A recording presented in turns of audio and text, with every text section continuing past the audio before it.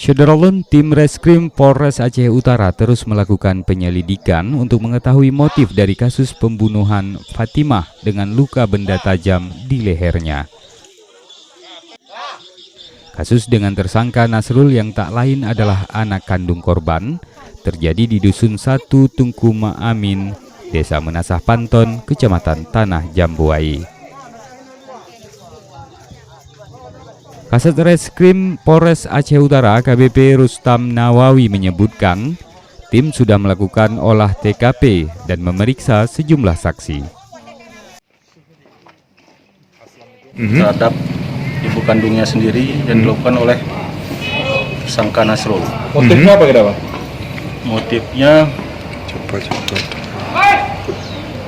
sampai saat ini selama masih pemeriksaan bahwasanya ia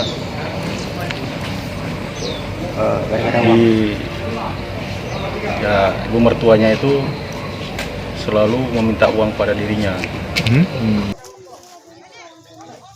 Dari Loksukun, Jafarudin, Serambi On TV.